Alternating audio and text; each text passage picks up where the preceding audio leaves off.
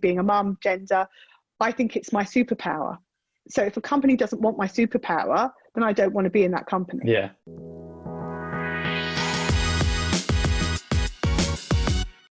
Hello and welcome back to 40-Minute Mentor, your weekly dose of pocket-sized career mentorship. I've had the immense pleasure to meet some of the most inspiring leaders in the tech scene over the last few years. And one of those people is Claire Valoti, a business leader with over 20 years experience working at the forefront of tech, mobile and digital marketing. When we had Claire on the podcast, she was a VP at Snapchat on the leadership team and had been responsible for scaling Snap's EMEA region to over $1 billion in revenue. Claire is now a prolific angel investor and founding partner at Haylo Ventures. And she is not only one of the most impressive people I've met, she's also one of the nicest. In this episode, you'll find out all about her career progression over the years, what it's been like holding leadership positions in very male-dominated industries, and bucket loads of advice for aspiring GMs or leaders in tech. This is not one you want to miss, so I really hope you'll enjoy it.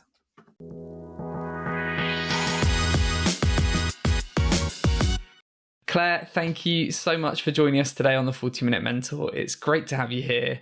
I'd like to start, as I always do, with a 30-second overview of your CV, if that's all right. Yeah, that's fine. Thank you, James. I'm excited to be here. I think that's usually the hardest question because that's usually the question I ramble on. I finished my degree in 2000 at Nottingham, having done a politics degree. And I have the sort of parents, they have their own business, which was very much, you're not going to have a year traveling, go get a job. So I started my career at Mindshare in the UK business, fell into digital advertising. Not that anyone really knew what that was, other than I was buying banners on the internet back in the day. And I really kind of my career grew at Mindshare. I was there for 11 years and I kind of grew up there, went on to do not just internet, but then obviously as mobile scaled, I got involved in mobile. And because, to be frank, no one knew anything else, didn't know much about this space. It was growing fast. So as a result, I grew with it. And I really did have a bit of luck because I couldn't have predicted that was going to happen. And as a result, I got more management experience. And during the end of my time at Mindshare, I was on the management board. So really had an opportunity to sort of shape and help kind of direct the company, which is always very exciting. I then knew very quickly towards the later stages of my time at Mindshare that I wanted to be on the more kind of commercial side of our industry, which is what we cast as the media owner, i.e. the people kind of selling advertising space. So off I went to O2, which I was really passionate about their proposition, O2 Media, whereby you were using customer insights to sell targeted advertising using text messaging. So I went to be the MD of that business. That then very quickly, 10 months in, we did a JV with the other operators in the UK, which was called Weave. I stayed there for a period of time. I wanted to integrate the business, help set it up.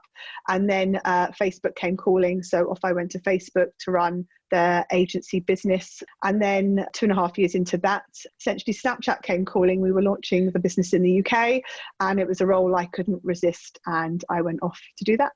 Amazing. There are so many things to discuss based on that, and I'm really looking forward to unpacking it over the course of our chat. But you alluded to your parents, and I'm always interested in sort of leaders' upbringing and the effect that parenting can have on careers. So they were clearly a big inspiration to you growing up. So what for you were the biggest learnings that stuck with you from them, and how did that help kind of shape the career that you've got now? I mean, to be clear, my parents shaped everything. Like I can't, whenever I'm even in interviews, they come up a lot. I actually did an interview with my mum for International Women's Day last year with the FT, talking about how much my upbringing has shaped who I am and how I work. So my parents have a hotel, bed and breakfast in King's Cross. We lived in it until I was 10. And because they are in the hospitality business, it's open 7 days a week. And their work ethic is kind of like second to none. So yeah. I thought that was normal to just, you work hard, you do well. And that was very much a value they've instilled in me, and it's still stayed with me a lot. And everyone else often talks about the fact I go on about that work ethic. The other piece, which I really respect and have always admired about my parents, they're really authentic. Like, in our industry, or in industry full stop, this word authentic gets overused. It feels like it's a very popular phrase right now, but my parents wouldn't even really recognize they were being authentic. And what I mean by that is my parents went on to do well for themselves, but my father and my mum have always stayed very true to who they are.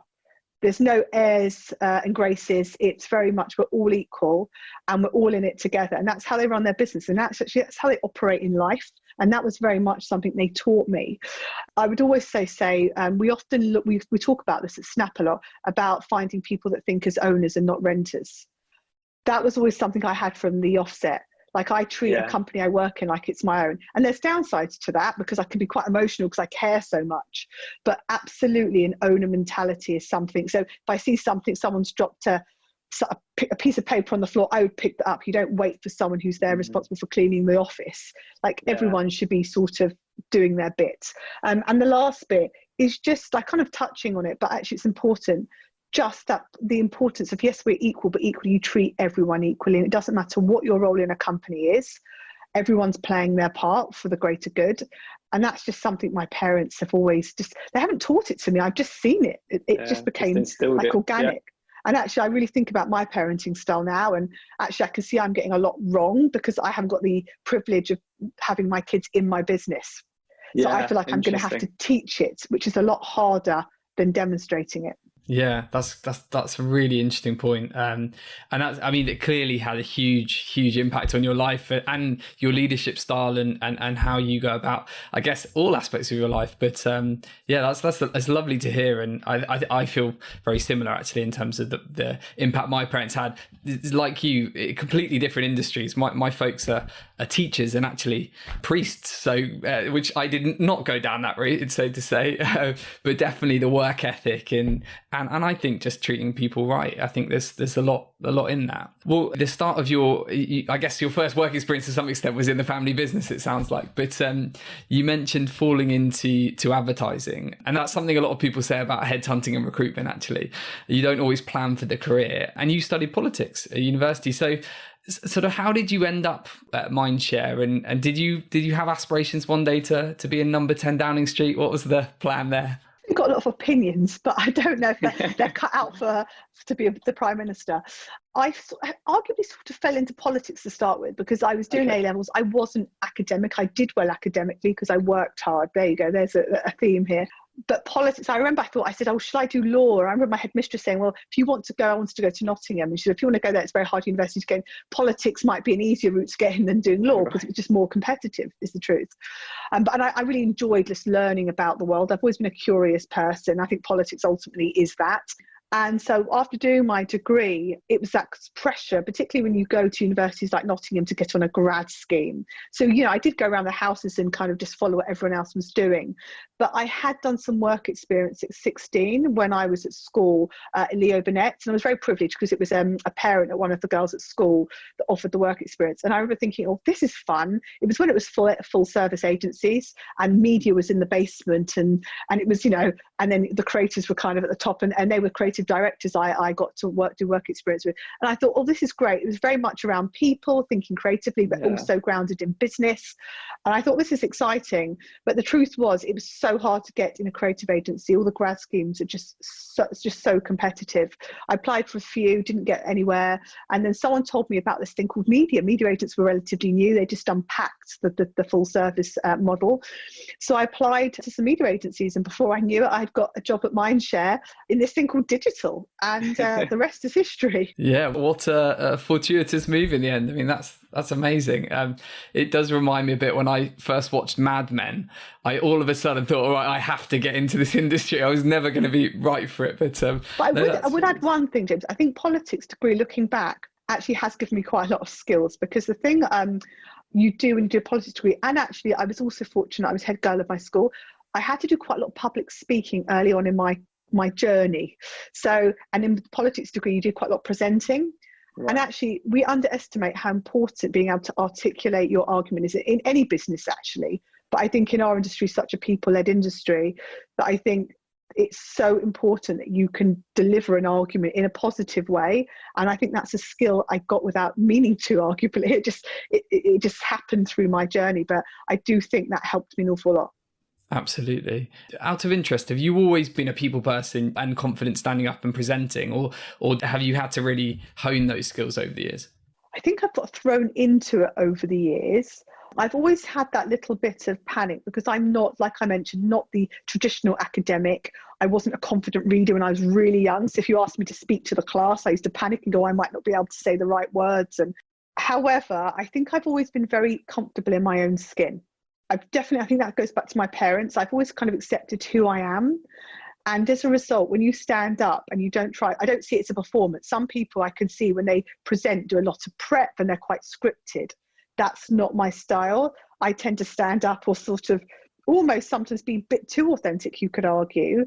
But because of that approach, I think it's allowed me to be quite relaxed with public speaking, and it probably came quite naturally. No, that's great. And I think people can really tell as well when you are just speaking from the heart, and I think that is very authentic. That's really interesting. I mean, you've got on to whole. I mean, we'll come in and talk about the experience at Facebook and Snap as well. And you've worked for these incredible companies. But when you look back at the start of your career, what were some of those skills you gained in the earlier parts? So at Mindshare, where you clearly progressed very, very quickly. But how's that helped your career? I think media agencies in particular right now have been going through quite a tough time, and it saddens me actually, because I think media agencies are phenomenal places for talent to learn, to grow, and I think they have a really important part to play in the advertising ecosystem. And the reason why I say I think they're really key to nurturing talent, because you get a lot of exposure to different things very quickly, whatever area you're in a media agency. So when I look back at my time at Mindshare, I learned very quickly about the sort of the practice of advertising, like how you think about planning in terms of what channels you use, the philosophy behind what you're doing, and the importance of the consumer insight and understanding the data side of that. Because I was in digital very early on, I had to understand, how to set up a campaign I'm not naturally a technical person, but I was, trafficking campaigns and understanding how a pixel had to be implemented. And that might not seem important, but where we are today, having the understanding of that ecosystem, even though I'm not advanced at it anymore, I still understand the thinking, which allows me to operate differently. And I think a lot of people that move into digital sometimes struggle with that. Because the industry was moving very fast, I was presenting and being exposed to very senior clients very early on in my career, which again, client servicing, not just in advertising, in most industries, you have to be able to do. And I got to do that very quickly.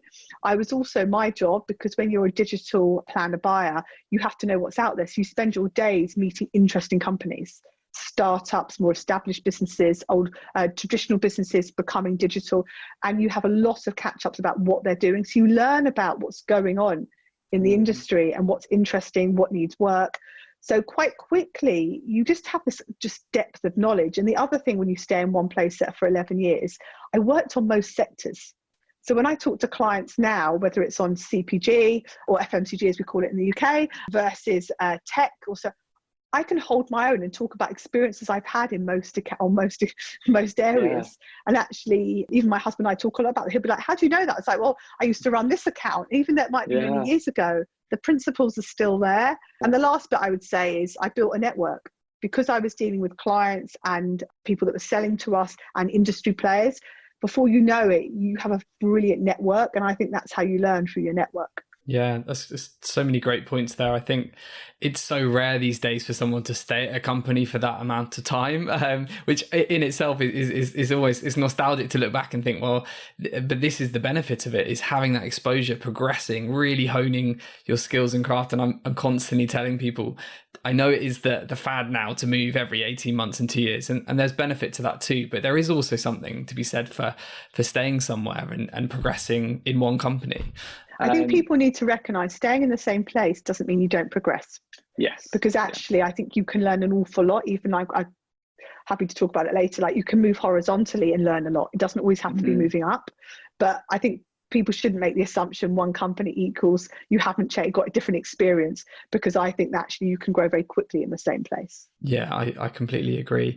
Well, you moved on. You mentioned the O2 experience, which sounded fascinating, and then landed at Facebook as director of agency partnerships, which must have been an amazing time to be there. Can you tell our listeners a bit about what it's really like to work for one of those social media giants, and kind of how you ended up there in the first place, and I guess also what made you decide to leave to go to Snap when you did?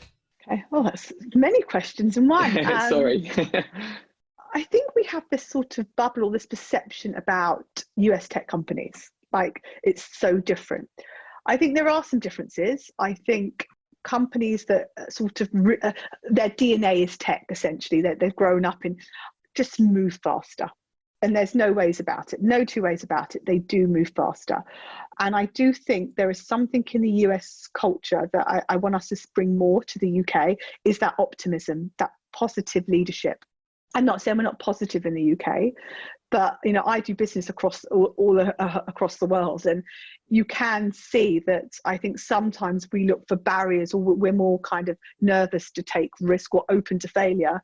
Whereas I think in the US there is this optimism around when you do things and how you move your company forward. So I definitely think I did take that a lot. I learned a lot. The other thing which I think tech companies do very well, which I think we'll see more and more companies adopt, is matrix organizations. And I think that's what I did learn at Facebook, how you navigate a matrix, because your leadership style has to adapt, because you don't have a traditional hierarchy of everyone reports into you, and therefore you can set the sort of agenda and hope that people come on that journey. You have to really collaborate and really partner and allow people to really see your vision, to be part of it when they're not in your traditional kind of team or organization. I think the other piece I would say is I've always tried to be like this, but that sort of being solution orientated and curious, and because tech companies move fast, therefore they change a lot very quickly. So you have to be agile.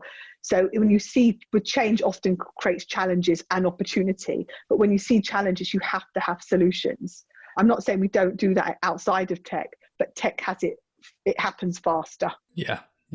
No, it's some really, really good points there for anyone that's listening, that's looking to move to that sort of environment. That's really helpful. Actually, I'll add one more, James, a really important point actually for your listeners. The other thing about tech, they can have a flatter structure. So what I think in more traditional businesses, it's an obvious hierarchy. It's like what I touched on before about your career path. Yeah. In tech, it's definitely can be more linear. So I think you can learn as much, but it looks different.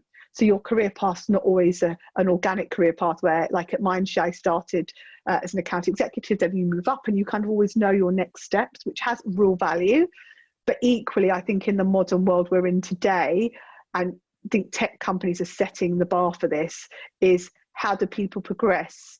But it's not in a traditional kind of title change. It might be you go horizontal. Yeah, that's really interesting. And your point around the optimism of leaders, particularly in US tech companies, is a really good one, and I am probably one of the most positive people you'll meet, and I am always trying to champion the power of positive leadership. But I think also that point about not being too scared of failure, and that's something that is almost a badge of honor in the US, isn't it? That how many failures have you had before you make it? And I think there's something we can all learn from that. What would you say were the biggest highlights from that time at Facebook? I think most of my career, I always answer it with people. Like I think, I think as I'm getting older and reflecting more and probably having different perspectives, again, being a mum, like changed me a great deal.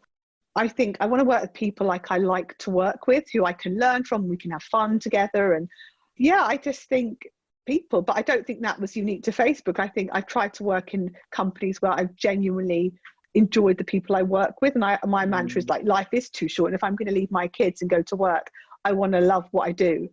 Definitely. So, I think I'd say I still got a lot of those people in my life. But and also I think it was my first entry into the tech world. So I'll always be grateful for learning a lot about how tech companies operate. Clearly, every company is different, even within tech, to be clear. But it was my first kind of understanding how US companies operate. Yeah, no, that's great. You alluded to getting this sort of tap on the shoulder from Snapchat to be I guess you joined as the GM for Northern Europe back in 2016. It must have been a really exciting time to join the business and I guess be tasked with growing the business here. what were the biggest challenges for you coming into that role and in that initial kind of 6 months, first year of trying to scale the UK and European business? Well, I suppose you could argue the initial challenge was when at Snap, and this shows what sort of company Snap is, they hired me pregnant. Oh, wow. So Okay. I'd had lots of problems I had lots of problems with our first child, and the second I had lots of problems, and I was finally pregnant. But I had said to my husband about a year and a half, when like prior to that, I always said, one day if something like Snap comes to the UK, I'd love to be considered to run it. Like I knew I wanted to have that sort of leadership role in a tech company where I could really build something and shape a culture.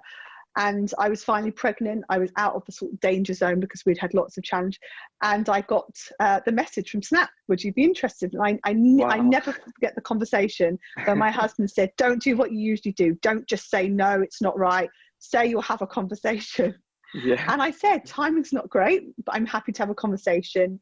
And I had the conversation very upfront about that. I felt I was pregnant because, I had nothing to lose. I always thought that they would be great, like just to have the contacts, and it's always great to build your network.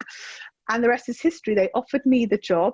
I joined the company 2 weeks before having my second child. Really? That's incredible. Yeah. And then they gave me, we agreed I was going to have about 6 months, off because I was realistic. I was there to build a business. It would have been hard to have longer. And that was a big compromise, but I was so excited about the opportunity. So the hardest 6 months was sort of being in a new job, but not being there. Yeah, I can imagine. But actually, it was amazing because not being in it from the offset allowed me to observe what we were doing a little bit. And I was understanding the business. And it was very easy for me then when I was officially in to sort of know what I needed to do.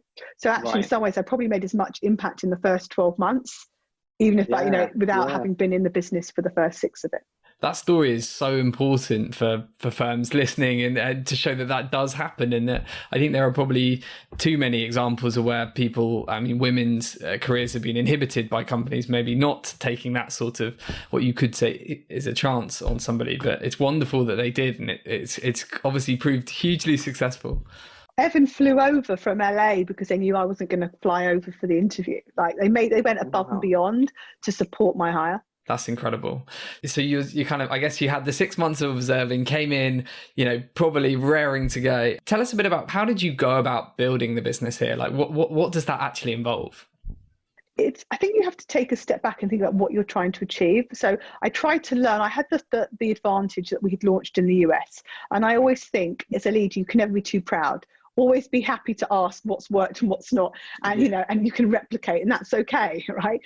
So I spent a bit of time understanding what had been working for us in the US business to then think, well, where am I going to make my bets in terms of who are the right partners that we should kind of partnerships we should start building, and therefore what type of talent do we need to look for and grow. I also, and I think this is partly my experience I'd got from Facebook of understanding the matrix organization, knew very quickly it was really important for me to have a great network within our company if I was going to be successful and make impact, actually, because my role often is about enabling my team. I can only enable my team if I understand how our business operates at a broader level, and therefore can leverage those relationships to help enable my team. So it was really, the beginning bit was about setting up the structure of the team, setting us up for success, learning from the US, building that network for myself so I could enable and understand how Snap overall was operating. And then the third piece is your external piece. How do you take your business to market? Because once you do it once, you can't go back if you get it wrong. And I'm a believer, sometimes we rush things sometimes in businesses because that need to just be seen to be doing something. But we try to be really thoughtful and try to really think about what is it we want to tell people about Snap. Because once you've set your stall out, it's hard to change perception. You can build on it. So they were kind of the 3 ways I thought about how we were going to be kind of successful. Fantastic. I think there'll probably be some GMs listening to this, or aspiring GMs. We do recruit those types of positions. So I'd love your opinion on what makes a good GM, and any advice for people listening that want to follow in your footsteps. I wish my team could hear this. They'll be like rolling their eyes. So I think the challenge is with the title. So, whether you call it general manager or a country manager, I always say to people, and this is in most companies to be clear, because I think some companies can be different, but I think on the whole, a country manager is usually responsible for the performance of the business, which, let's be candid, the performance of a business usually ties back to revenue. So I always say to people, and I used to say this when people used to say, even now when people say what I do for a living, I say, I am responsible for driving revenue for my business. And if you remember that's your core role, and you focus on delivering that, and then the other stuff, which is equally important, but if you don't do the revenue part right, the other stuff doesn't happen. Yeah. So, and I know I'm not trying to belittle the role, because the role is an amazing role, and the breadth of it, because you are leading a business for a country.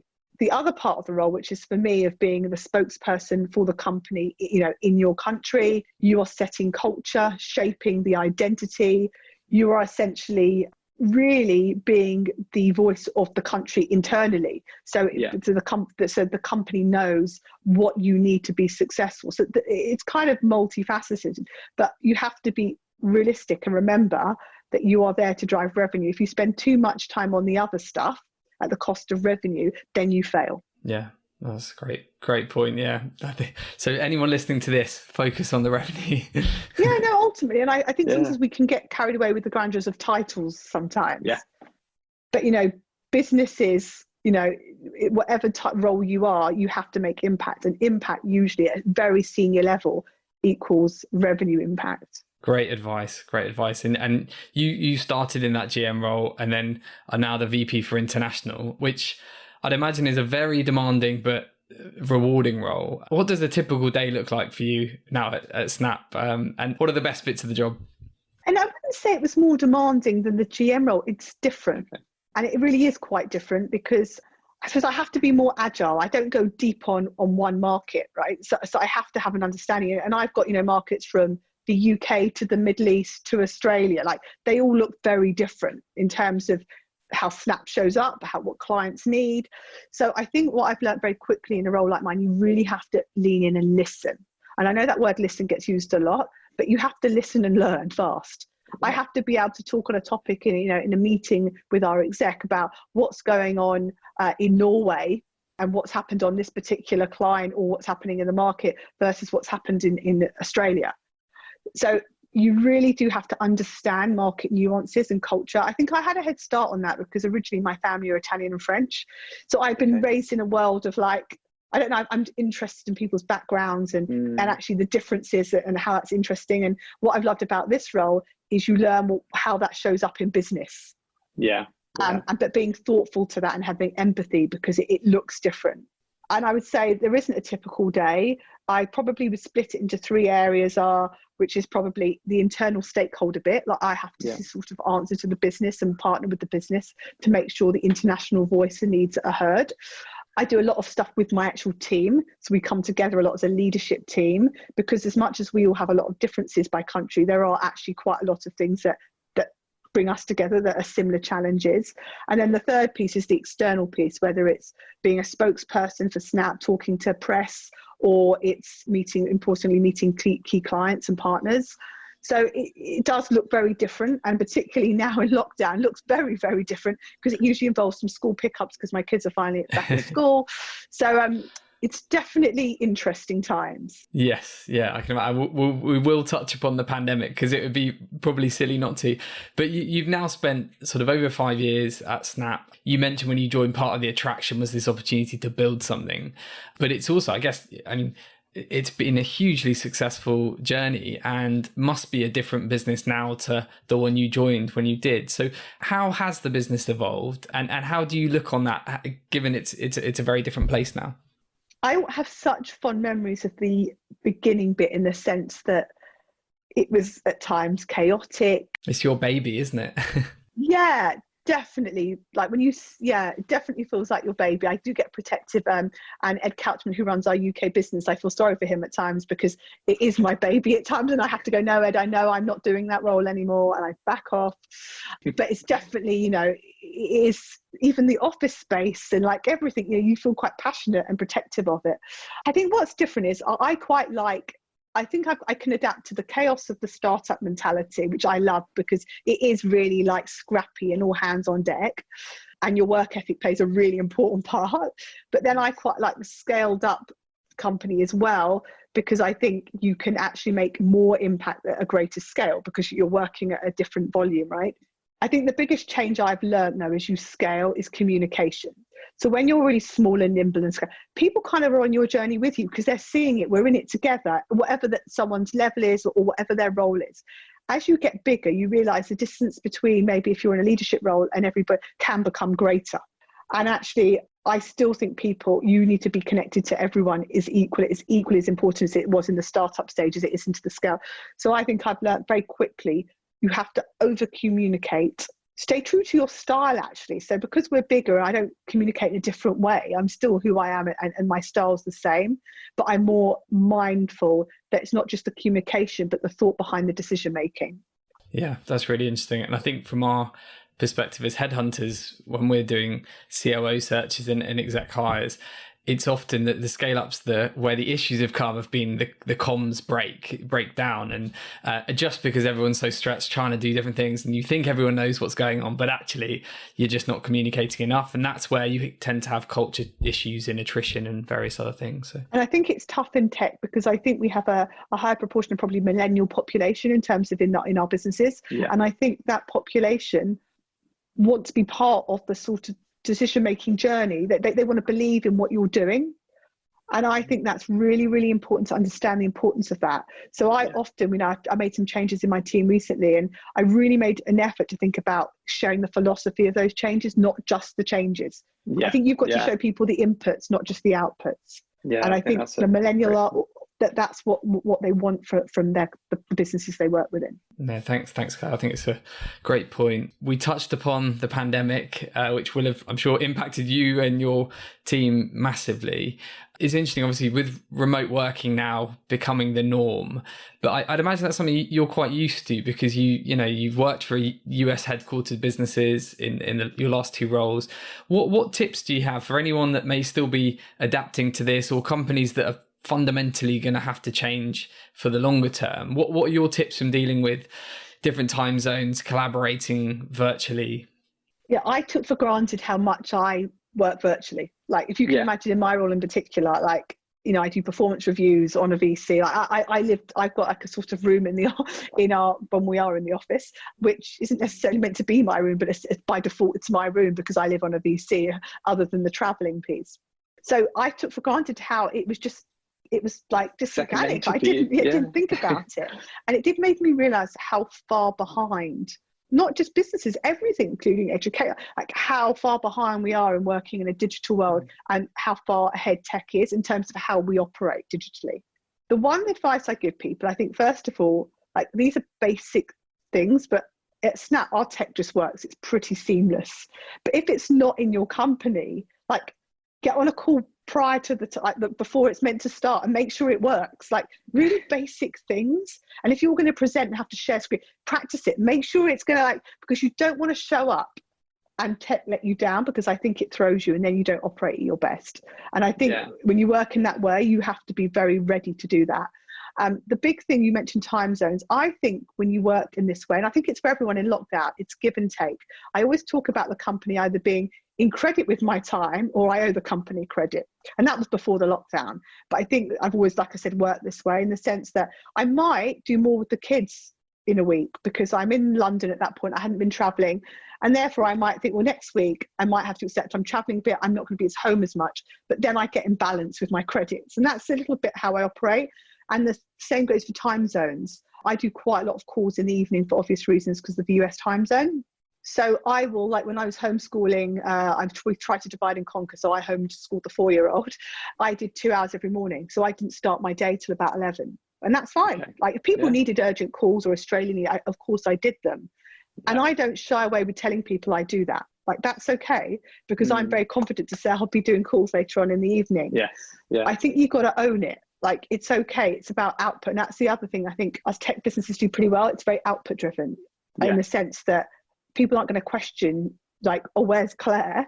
They're looking at, oh, has Claire delivered this? Well, yes, she has. We don't care where Claire is. And I think that's important to sort of change your mindset, be okay with working the hours you need to work. I think that's great, and it's really good to hear someone of your seniority, because I think a lot of this has to come from the top down in terms of, for you demonstrating that to your business. It's so important for others to see that it's okay to work like that, and I think, yeah, I'm hopeful we're going to see a real shift in attitudes to sort of say, work. I think mine's gone too far, that everyone in my entire org or my all hands knows my children. My eldest Ariana is fascinated by it all. She has joined the all hands. Everyone knows her. That. So, and she knows everyone in my leadership team by name, what country they represent. So I have definitely role modeling, blending your lives. I like that a lot. It's the same for me. The number of Zoom calls that my daughter has kind of interrupted, and she loves it. She thinks it's amazing. No, that's great. That's great. I wanted to come on and talk about something really important, which is the diversity and inclusion agenda. When you were at O2, you were recognised as Business Insider's one of the most powerful women in advertising. Congrats! And you've gone on to become, one of the most high-profile female leaders in tech. So, in your opinion, sort of how are the industries doing when it comes to D&I, which I think in this time more than ever is prevalent? And what's your advice to any women that are listening to this who may work in advertising or tech, who are kind of looking to progress, in this sort of climate? I think it's never been more important to have these, I kind of say, difficult conversations. I think gender, we've still got a long way to go, but clearly, given what's going on right now in the world, we've got a lot further to do on a whole host of areas. Yeah. But I think it has to start with difficult conversations. And I think I have to say, I feel very proud to work for a company that has really opened up the difficult conversations and really trying to set our stall out to do better. So the thing that I've been talking a lot about, I had a conversation for 2 hours this morning with one of our ERG groups represent our different minority groups in the company. But I'm a real action-orientated person. I think, again, going back to my mum and dad, my dad's saying was proof is in the pudding. If you went home and said, I nearly got 70%, he'll be like, you got 69%. And that's a little bit how I tackle most things, and I'm quite well known for that. So I'm really excited to see we're having these difficult conversations and really starting to, I think, educate ourselves more and know that we have to do better. However, most of these problems are systematic, right? They are in the system. And I'm a real believer in we have to act. And I know that's easier said than done, but it's up to me. I think I'm in a role of privilege that I can make change. So if I see things, we had see things where I think we could, for instance, have a more diverse pipeline, I have to call it out. Yeah. So it needs to be done. It needs to be 100%. And I think we're in danger. And I really don't want to create where, everyone's talking about what needs to happen, but not follow through. And I asked the question to, we hired an amazing lady, Una King, who's our VP of D&I at Snap. And I asked her the question, how are we going to hold ourselves to account? And she's got some great ideas and initiatives that I feel really confident will do well. But it's a journey. I think that's the first thing to say. But from my point of view, I feel like I've got a personal responsibility in my role to act. And I haven't figured out, I haven't got all the answers, but everyone knows I'll call stuff out when I see things that are almost like in the system that need to change. And that's what my big commitment is right now. I didn't answer your second question about women. Well, I guess any advice really to women that I guess are aspiring to have similar careers to you that may have been in a similar position a few years ago. Yeah, any particular point? Do you know what? I mean, not just women. I think be proud of who you are. Like whatever your background, whatever gender, race, I think as you've become more successful, it's usually the success is led by like where you've come from, your journey, right? And actually, me being a mum now with 3 kids, my eldest daughter's premature, has got some additional, that's shaping who I am, right? It's making me better. And I think you've got to own it, like be proud of it. Don't apologize for it or be defensive of it. And I've been really open, like when I interviewed at Facebook, obviously when I interviewed at Snap, like at Facebook, I said I wanted another child. At Snap, I was pregnant. The first thing I told them was I was pregnant. I'm a really open person, and I don't shy away from being a mum. Like I tell my team, I won't be in tomorrow. I'm at sports day. I'm not excusing myself. I'm telling you that's what I'm doing. Yeah. And I think you need to decide you want to work for companies that do that. Like I think when I interview a company, I interview them as much as they interview me. And I think the world we're in today, whatever you're like, again, my example, obviously being a mum, gender, I think it's my superpower. So if a company doesn't want my superpower, then I don't want to be in that company. Yeah. Yeah, I think that's so important. And yeah, to be your authentic self, I absolutely love that. And I hope everyone listening takes that and because I think it's something we're not all that great at. And I think and transparent and openness, just if we can all be more like that, I think it will make the world a little bit better. It takes bravery, and I know that's not easy for everyone. But my thing has always been, you've got nothing to lose. Like if being brave doesn't work out for you, you're in the wrong place anyway. Yes. Agreed. That's great advice. And I must ask you, how do you personally assess talent? Because clearly you've hired very high performing teams. I'm naturally interested in all things recruitment and talent. So when you're interviewing, what qualities do you look for? What makes a great candidate from a good candidate for you? Privileged position now, but often when I see a candidate, they usually have the skill sets for the job. We're not looking at like entry levels, so on the whole, they're in a pipeline because they've done something in their career that's led them to have the experience to do that job. So when I meet people, I really like, the first thing I'm looking for, you're going to think, are they a good human being? Like, I think, again, like I keep saying, like my life's shaping me a lot in terms of what I look for, and I think I want to work with people that are genuinely good human beings. Do I think they share the same sort of values of what we look for at Snap? So at Snap, we talk about being kind, smart, and creative, but it's more about like, do I think their values as a person are going to work with us? And it doesn't always mean you're not bad because the values aren't right, but I'm looking for certain things that I think they can be successful at Snap. And then I tend to probe a lot around the how. So even if they've got the skills to do the job, it's how do they do that job to get that output? And I think that I think more companies now, even in talent reviews, are focusing more on the how. And I think that's increasingly becoming more important.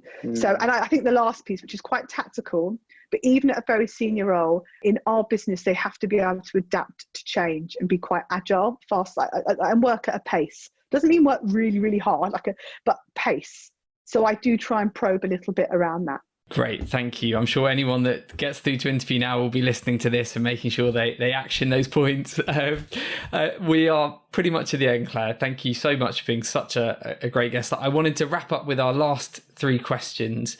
And the first one is on, unsurprisingly, mentorship. Do you have a mentor yourself or mentors, and how has mentorship helped your career? I've had mentors at different stages of my career, so I think it's very important. I think we overuse the term like a mentor. Like, mentor's often a solution to, I'm having challenges with my career, I need a mentor. I think you have to choose a mentor based on a particular problem you're trying to solve for.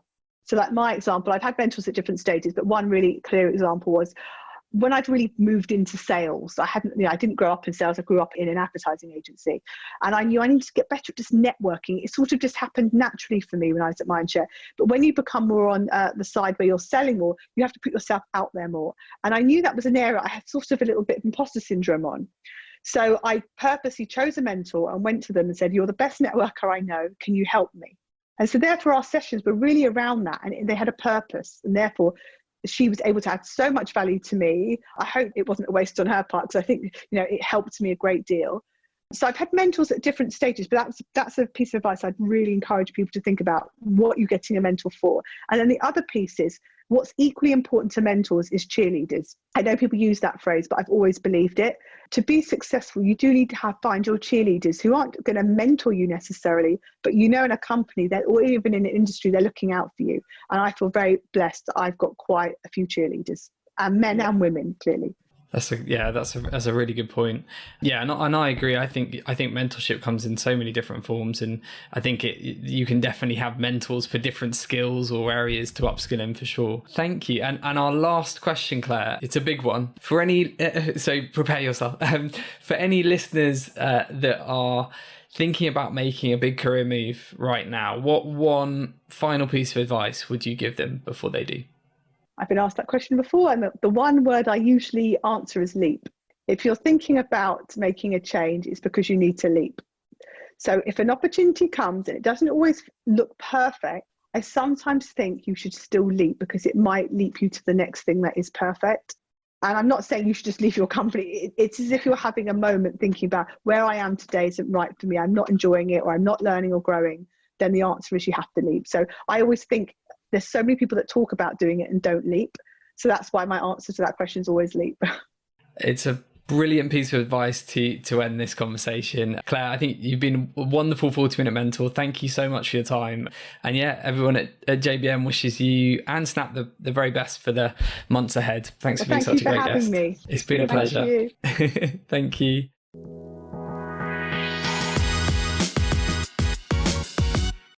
Thank you so much for tuning into today's episode. I really hope that you found it useful and inspiring.